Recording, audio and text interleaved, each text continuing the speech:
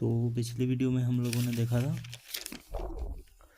प्रागैतिहासिक काल, आद्य ऐतिहासिक काल और ऐतिहासिक काल।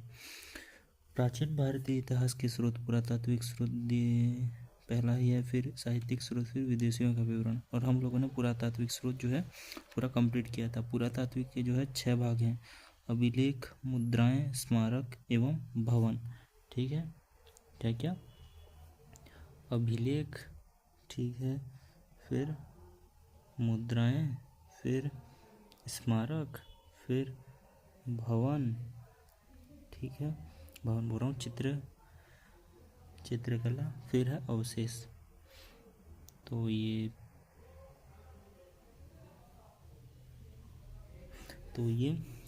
6 आप सभी लोगों के लिए पुरातात्विक स्रोत के स्रोत थे। अभिलेख हम लोगों ने पढ़ चुका था, मुद्राएं, विदेशियों का अभिलेख और स्मारक एवं भवन। ठीक है,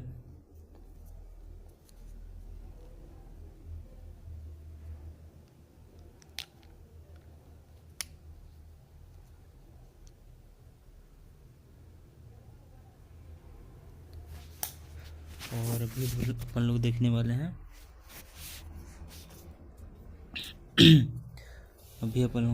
वैदिक साहित्य, मतलब साहित्य के स्रोत। ठीक है, तो साहित्य के स्रोत जो है पहला है धार्मिक साहित्य।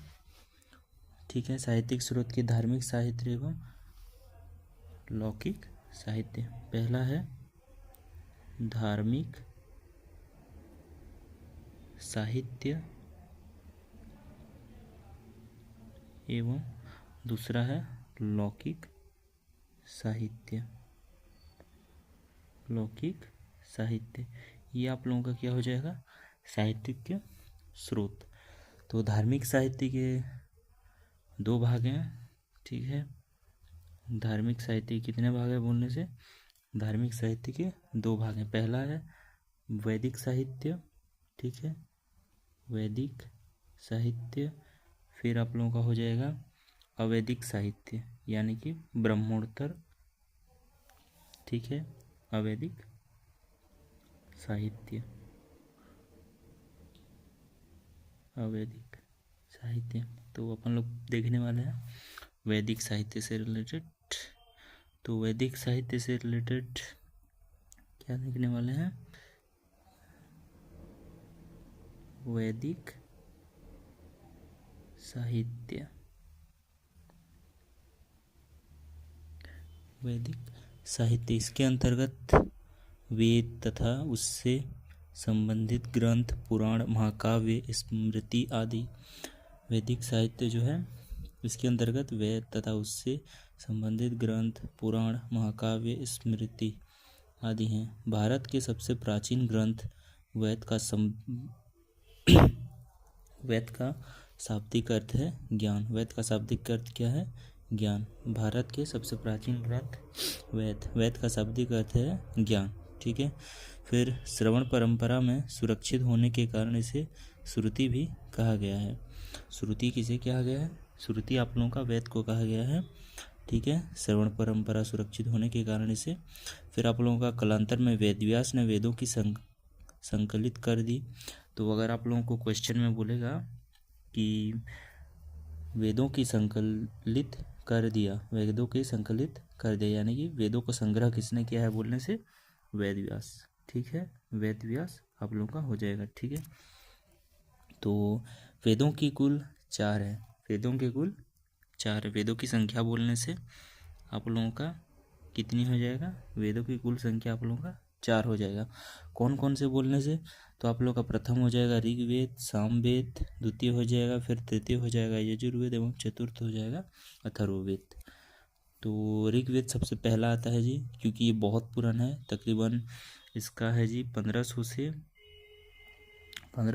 1000 ईसा पूर्व तक। ठीक है, 1000 ईसा पूर्व तक। किसका? ऋग्वेद का। ऋग्वेद जो है भारत की सर्वाधिक प्राचीन रचना में से ऋग का अर्थ है छंदों तथा चरणों से युक्त मंत्र। तो ऋग जो है आप लोगों का छंदों तथा चरणों से युक्त मंत्र। ठीक है, फिर ऋग्वेद मंत्रों का एक संकलन संहिता है। ठीक है। ऋग्वेद जो है एक संहिता है, संकलन संहिता, संकलन संहिता, ठीक है। जिन्हें यज्ञों के अवसर पर देवताओं की स्तुति के लिए होत्र या होता ऋषि द्वारा उच्चारित किया जाता है। अगर आप लोगों को प्रश्न में बोला जाए कि ऋग्वेद जो उच्चारण करते हैं मंत्र वगैरह, तो उससे रिलेटेड उन्हें जो है होत्र कहा जाता है, यानी कि होत्र कहा जाता है। होत्र किसे कहते हैं? जो ऋग्वेद मंत्रों का उच्चारण क्या करते हैं, ठीक है। ऋग्वेद के अनेक साहित्यों में संकल साहित्य ही उपलब्ध है।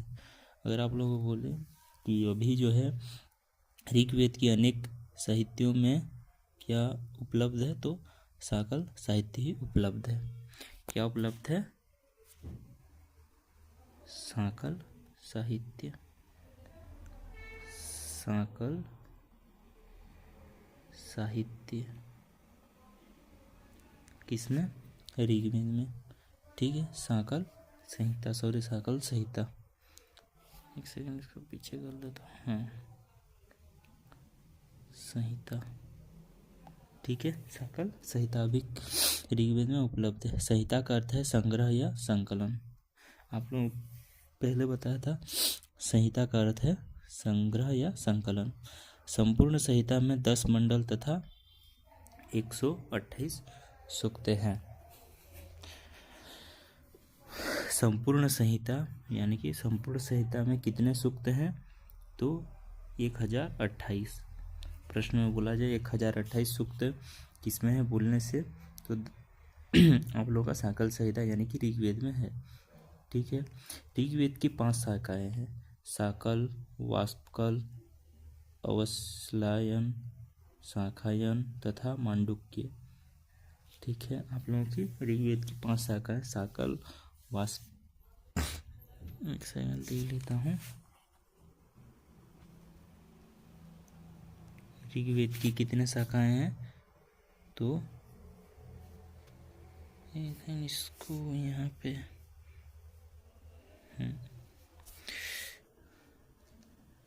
ठीक है।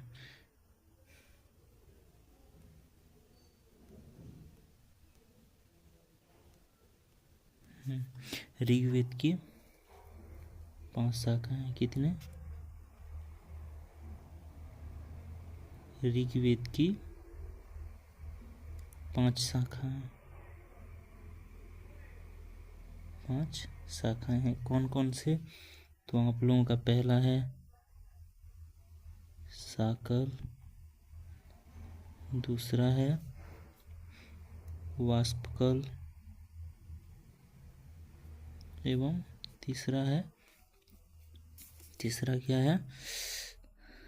तीसरा आपका अश्वलायन। क्या? अश्वलायन। और आप लोगों का चौथा हो जाएगा शाखायन, ठीक है। 5वां आप लोगों का हो जाएगा मांडुक्य,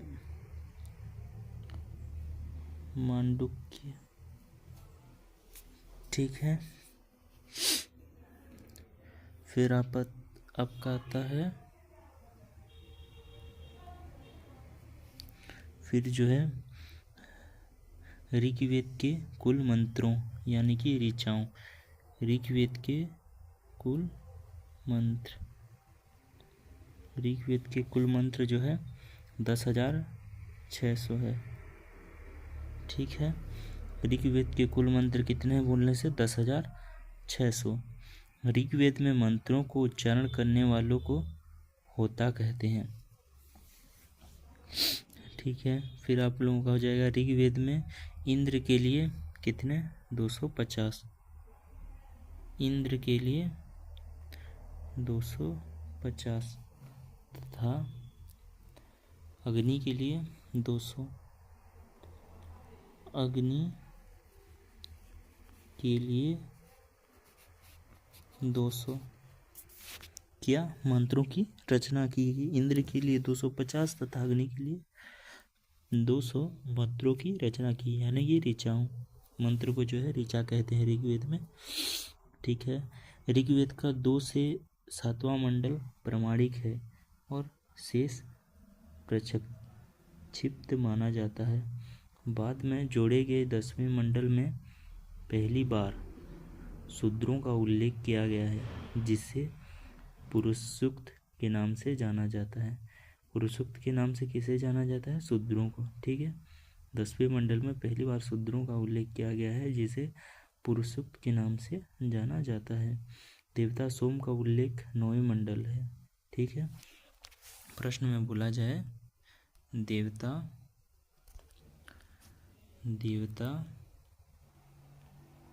सोम का उल्लेख, सोम एक से छोटा छोटा देता हूँ। हाँ, सोम का उल्लेख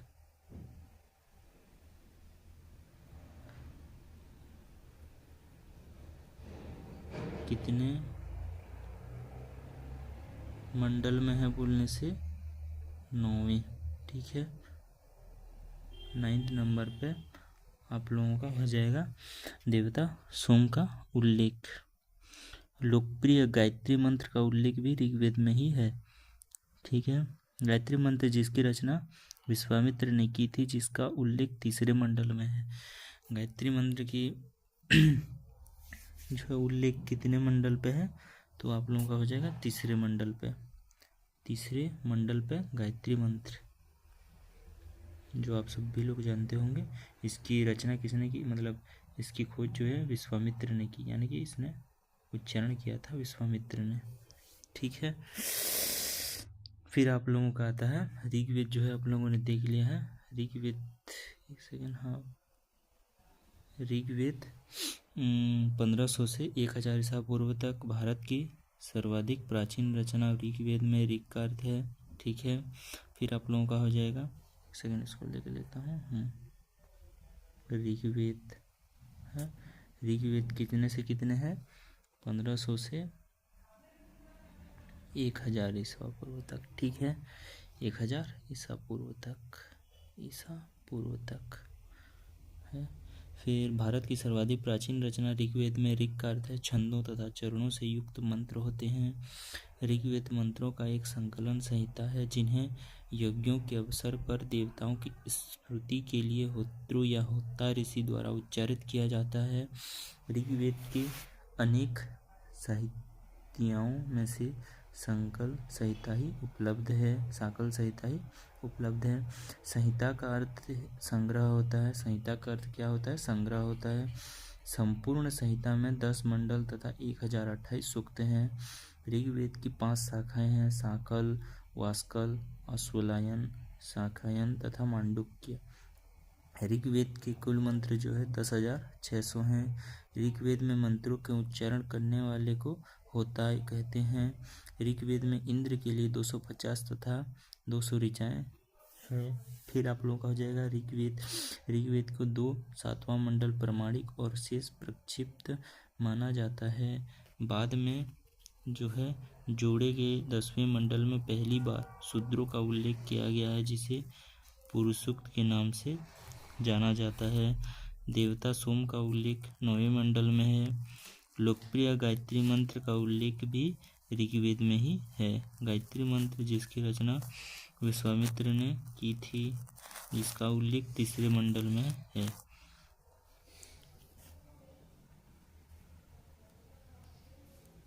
फिर आप लोगों का आ जाएगा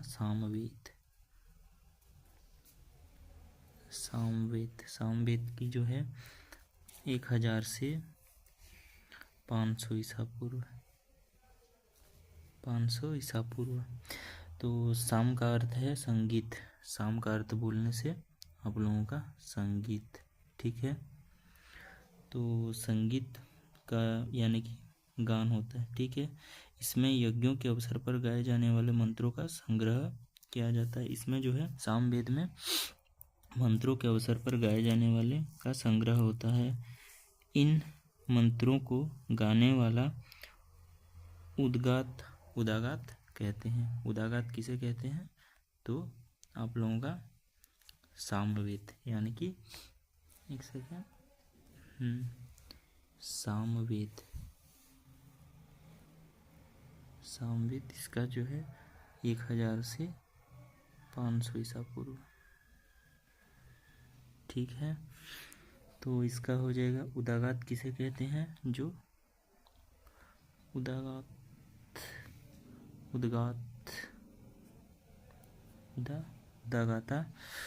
उदागाता किसे कहते हैं? तो जो सामवेद का पाठ करते हैं। ठीक है, सामवेद के 2 प्रमुख भाग हैं। पहला है आर्चिक एवं गान। ठीक है, सामवेद के 2 प्रमुख भाग हैं, आर्चिक एवं गान। सामवेद के कितने भाग हैं? तो दो भाग हैं। पहला है आर्चिक और दूसरा है गान। सामवेद के प्रथम दृष्टा वेदव्यास के शिष्य जैमिनी को माना जाता है। जैमिनी को क्या माना जाता है? वेदव्यास के प्रथम दृष्टा। सामवेद की प्रमुख शाखाएं कोथिम्मिया, जैमिनिया तथा राणायानिया। सामवेद की प्रमुख शाखाएं हैं कोथिम्मिया, जैमिनिया तथा राणायानिया। सामवेद में कुल 1549 ऋचाएं हैं। सामवेद में कुल कितने ऋचाएं हैं? 1549 ऋचाएं हैं। 1549 ऋचाएं हैं, जिसमें मात्र 78 ही नहीं है, शेष ऋग्वेद से ली गई है। 78 जो है, यानी कि 78 जो है ऋग्वेद नहीं है। बाकी सभी जो है 1549 में से 78 जो है नहीं है। ठीक है, सामवेद को भारतीय संगीत का जनक कहा जाता है। एग्जाम में बोले कि भारतीय संगीत का जनक किसे कहा जाता है, तो भारतीय संगीत का जनक जो है आप लोग सामवेद को कह सकते हैं। ठीक है, फिर आप लोगों का आता है लास्ट, यानी कि यजुर्वेद।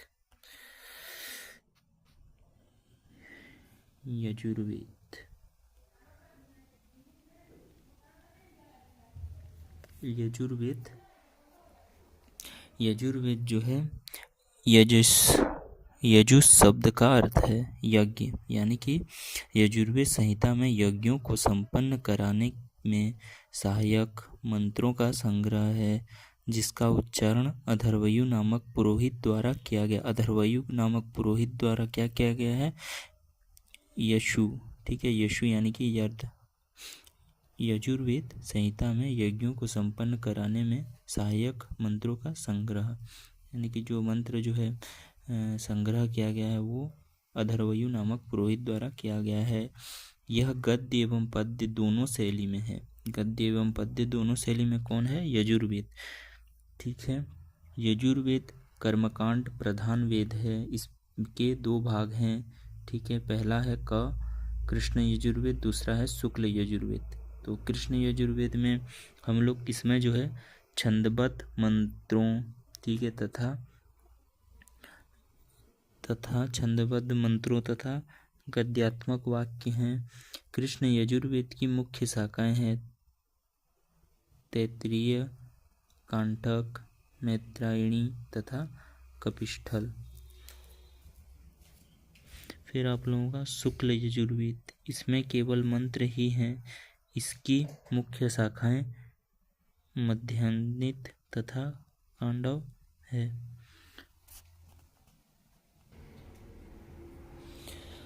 कृष्ण यजुर्वेद, शुक्ल यजुर्वेद। कृष्ण यजुर्वेद, इसमें छंदबद्ध मंत्र तथा गद्यात्मक वाक्य हैं। पहला है कृष्ण यजुर्वेद,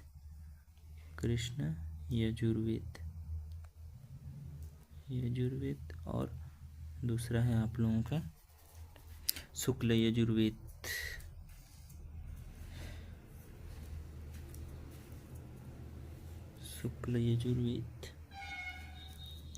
तो कृष्ण यजुर्वेद में इसमें छंदबद्ध मंत्र तथा गद्यात्मक वाक्य हैं। कृष्ण यजुर्वेद की मुख्य शाखाएं हैं तैत्तिरीय, कांडक, मैत्रेयणी तथा कपिष्ठल। ठीक है। शुक्ल यजुर्वेद, इसमें जो है केवल मंत्र ही हैं। इसकी मुख्य शाखाएं हैं मध्याह्न तथा कांडव, ठीक है।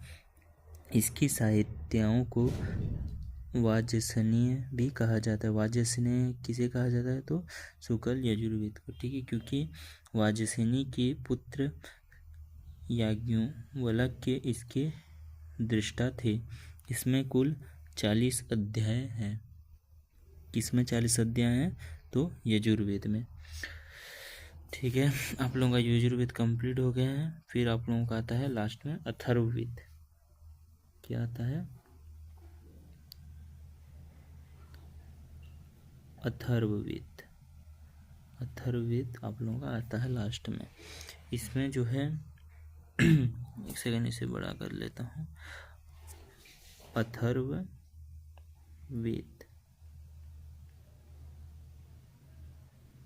अथर्ववेद, अथर्ववेद। तो अथर्ववेद में हम लोग थे। अथर्ववेद उपयुक्त तीनों संहिताएं जहाँ पर रोग संबंधित विषयों तथा प्रतिपादन करती है, वह अथर्ववेद संहिता लौकिक फल प्रदान करने वाली है। अथर्वा नामक ऋषि इसके प्रथम दृष्टा हैं। प्रथम दृष्टा कौन है? अथर्वा। अथर्वा, ठीक है। अथर्ववेद के प्रथम ऋषि थे अथर्वा। अथर्वा जो है प्रथम दृष्टा थे, ठीक है। उन्हीं के नाम पर इसे अथर्ववेद कहा गया है। किसके नाम पर? अथर्वा ऋषि के नाम पर इसे अथर्ववेद कहा गया है। इसके दूसरे दृष्टा अंगिरस ऋषि के नाम पर इसे अथर्वंगिड स्वेद भी कहा जाता है, ठीक है। अथर्ववेद में उस समय के समाज का चित्र मिलता है जब आर्यों ने अनार्यों के अनेक धार्मिक विश्वासों को अपना लिया था, ठीक है। अथर्ववेद की 2 शाखाएं हैं। पहला है पिपलाद, एक सेकेंड, अथर्ववेद, अथर्ववेद की 2 शाखाएं हैं, ठीक है। पहला है आप लोगों का पिपलाद, फिर आप लोगों का दूसरा है सोनका। इस संहिता में कुल 20 कांड, कितने कांड हैं? 20 कांड तथा 731 सूक्त हैं तथा 5987 मंत्र हैं, ठीक है। 20 जो है आप लोगों का कांड है, 731 सूक्त हैं और 587 मंत्र हैं। किसमें? अथर्ववेद में। इसमें लगभग 1200 मंत्र ऋग्वेद से उद्गृत हैं। उद्गृत मतलब लिए हैं कितने? 1200 मंत्र अथर्ववेद यानी ऋग्वेद से लिए गए हैं। किसकी रचना के लिए? अथर्ववेद के लिए। इसकी कुल ऋचाएँ यज्ञ संबंधित तथा ब्रह्म विद्या विषयक होने के कारण इसे ब्रह्मवेद भी कहा जाता है। इसकी कुछ ऋचाएँ यज्ञ संबंधित तथा ब्रह्म विद्या विषयक होने के कारण इसे ब्रह्मवेद भी कहा जाता है, लेकिन इसके अधिकांश मंत्र लौकिक जीवन से संबंधित हैं। रोग निवारण, तंत्र मंत्र, जादू टोना, साप वशीकरण, आशीर्वाद, श्रुति, प्रायश्चित, औषधि अनुसंधान, विवाह, प्रेम, राजकर्म, मातृभूमि, मातम्य आदि विविध विषयों से संबंधित मंत्र तथा सामान्य मनुष्यों के विचारों, विश्वासों, अंधविश्वासों इत्यादि का वर्णन अथर्ववेद से प्राप्त होता है। अथर्ववेद के सिद्धांत तथा व्यवहार जगत की अनेक बातें भी इसमें है, ठीक है। तो इसमें आप सभी लोग समझ गए होंगे। आप सभी लोगों के लिए साहित्यिक स्रोत जो है वैदिक साहित्य के जो है आप लोगों के 4 ऋग्वेद, सामवेद, यजुर्वेद, अथर्ववेद, ठीक है। इतना आप लोगों का कंप्लीट हो गया 4 वेद। तो ऋग्वेद जो है 1500 से 1000 ईसा पूर्व से लेकर चला था। इसमें जो है 1028 सूक्त हैं, ठीक है। एवं इसकी जो है 5 शाखाएं हैं, साकल, वास्कल, अश्वलायन, सांख्यन तथा मंडूक्यन, ठीक है। और इसके जो है ऋचाओं की संख्या बोले तो 10,600 है। किसकी? ऋग्वेद की। कब से कब तक ऋग्वेद का कार्यकाल हुआ था? तो 1500 से 1000 ईसा पूर्व तक। फिर आप लोगों का आ जाता है सामवेद। सामवेद जो है 1000 से 500 ईसा पूर्व तक। सामवेद का अर्थ है संगीत या गान होता है, ठीक है। इसमें यज्ञों के अवसर पर गाए जाने वाले के लिए होता है। फिर इसमें 1500 से 49 ऋचाएँ हैं। सामवेद में कितने ऋचाएँ हैं? 1500 से 49 ऋचाएँ हैं। जिसमें मात्र 78 ही नहीं है, शेष ऋग्वेद से ली गई है। सामवेद को भारतीय संगीत का जनक कहा जाता है। भारतीय संगीत का जनक किसे कहा जाता है? आप लोगों का प्रश्न आए तो इसका हो जाएगा सामवेद। इसका कार्यकाल 1000 से 500 ईसा पूर्व तक है। फिर आप लोगों का आता है यजुर्वेद। यजुर्वेद यानी यशु शब्द का अर्थ यज्ञ है। यजुर्वेद संहिता में यज्ञों को संपन्न कराने में सहायक मंत्रों का संग्रह है, जिसका उच्चारण अथर्वयु नामक पुरोहित द्वारा किया गया है। तो किस पुरोहित? अथर्वयु नामक पुरोहित, ठीक है। यजुर्वेद का यजुर्वेद कर्मकांड प्रथम वेद है। इसके 2 भाग हैं, ठीक है। यजुर्वेद के 2 भाग हैं, कृष्ण यजुर्वेद, शुक्ल यजुर्वेद। कृष्ण यजुर्वेद में इसमें छंदबद्ध मंत्र तथा गद्यात्मक वाक्य हैं। फिर शुक्ल यजुर्वेद, इसमें केवल मंत्र ही हैं। इसकी मुख्य शाखाएं हैं मध्यान्ह, कांडव। इसकी साहित्यों को वजस्सेन्य भी कहा गया है, क्योंकि वजस्य सेनी के पुत्र याज्ञवल्क्य इसके दृष्टा थे। इसमें कुल 40 अध्याय हैं, ठीक है। किसमें? यजुर्वेद में। फिर आप लोगों का लास्ट में आ जाए अथर्ववेद, अथर्वा ऋषि द्वारा रचित, ठीक है। अथर्ववेद में जो है 20 कांड 731, जैसे कि हम लोग बता था, 20 कांड 731 सूत्र तथा 5987 आप लोगों का मंत्र हो जाएगा, ठीक है। इसकी कुछ ऋचाओं यह यज्ञ संबंधी तथा ब्रह्म विद्या विषयक होने के कारण इसे ब्रह्मवेद भी कहा जाता है, लेकिन इसके अधिकांश मंत्र लौकिक जीवन से संबंधित है। रोग निवारण, तंत्र मंत्र, जादू टोना, साप वशीकरण, आशीर्वाद, श्रुति, पश्चात औषधि, अनुसंधान, विवाह, प्रेम, राजकर्म, मंत्र, भूमि, महात्म्य आदि विविध विषयों से संबंधित मंत्र तथा सामान्य मनुष्यों के विचारों, विषयों, अंधविश्वासों इत्यादि का वर्णन अथर्ववेद से प्राप्त होता है। यजुर्वेद के सिद्धांत तथा व्यवहार जगत की अनेक बातों भी इसमें है। ब्राह्मण ग्रंथ, ठीक है। तो आप लोगों का हो गया 4 वेद। फिर आप लोगों का है ब्राह्मण ग्रंथ। क्या आप लोगों का हो जाएगा? ब्राह्मण ग्रंथ। ब्राह्मण ग्रंथ। ब्राह्मण ग्रंथ। ब्राह्मण ग्रंथ जो है की रचना यज्ञादि विधानों का प्रतिपादन तथा उसकी क्रिया को समझने के उद्देश्य से की गई है। ब्राह्मण जो है ग्रंथों की रचना यज्ञादि विद्वानों का प्रतिपादन तथा उसकी क्रिया को समझने के उद्देश्य से की गई है। ब्राह्मण का शब्दार्थ यज्ञ है, अतः यज्ञ विषयों के प्रतिपादक ग्रंथ ब्राह्मण कह गए हैं।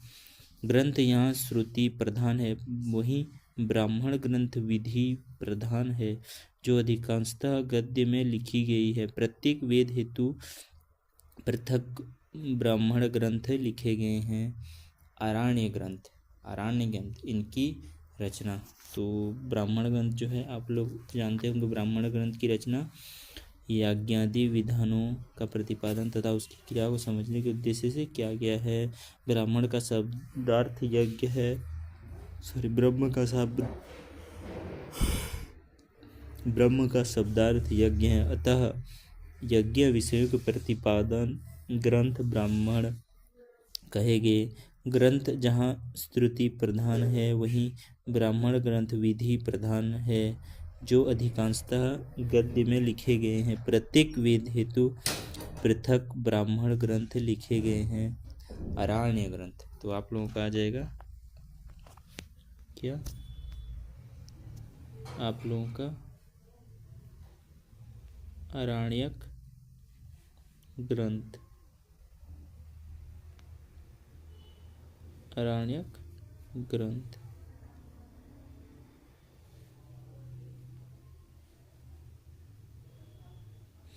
अरण्य ग्रंथ। इनकी रचना अरण्यों अर्थात वनों में पढ़ाए जाने के निर्मित होने के कारण इन्हें अरण्य कहा गया है। इसमें ज्ञान एवं चिंतन को प्रधानता दी गई है। इन दार्शनिक रचनाओं से ही कालांतर में उपनिषदों का विकास हुआ। उपनिषद 108। उपनिषद को वेदांत भी कहा जाता है। उपनिषद मुख्यतः जनमार्गी रचनाएं हैं। इनका मुख्य विषय ब्रह्म विद्या का प्रतिपादन है। उपनिषद का शाब्दिक अर्थ है उपसमीप, निष्ठापूर्वक सत बैठना, अर्थात रहस्य ज्ञान हेतु गुरु के समीप निष्ठापूर्वक बैठना। वैसे तो मूर्तिकोपनिषद में 108 उपनिषद का उल्लेख मिलता है, लेकिन सर्वाधिक प्राचीन और प्रमाणिक 12 उपनिषद माने जाते हैं। 12 उपनिषद कौन कौन से हैं? पहला है आप लोगों का ईश, दूसरा केन, तीसरा कंठ, चौथा प्रश्न, पांचवा मुंडक, छठा मांडुक्य, सातवां तैत्तिरीय, आठवां ऐत्रेय, नौवां छंदोग्य, 10वां बृहदारण्यक, 11वां श्वेताश्वर और कौशिकी, 12वां शंकराचार्य ने आरंभ 10 उपनिषदों पर भाष्य लिखा है। ठीक है। भारत का राष्ट्रीय आदर्श वाक्य सत्यमेव जयते। सत्यमेव जयते किससे लिया गया है? मुंडकोपनिषद से लिया गया है। श्वेताश्वर उपनिषद में सर्वप्रथम भक्ति शब्द का उल्लेख मिलता है। उपनिषद के वाक्य में गार्गी और मैत्री के साथ दीर्घकाल तथा ब्राह्मण, क्षत्रिय और वैश्य मनुष्यों ने व्यवधिक योगदान दिया। उपनिषद में सर्वोच्च सत्य अरण्य ग्रंथ।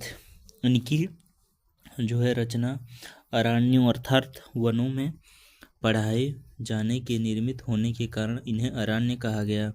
इनमें ज्ञान एवं चिंतन को प्रधानता दी गई। इन दार्शनिक रचनाओं से ही कालांतर में उपनिषदों का विकास हुआ। उपनिषद 108। उपनिषद को वेदांत भी कहा जाता है। उपनिषद मुख्यतः देख लेना आप लोगों का उपनिषद उपनिषद कितने हैं? 108 उपनिषद हैं।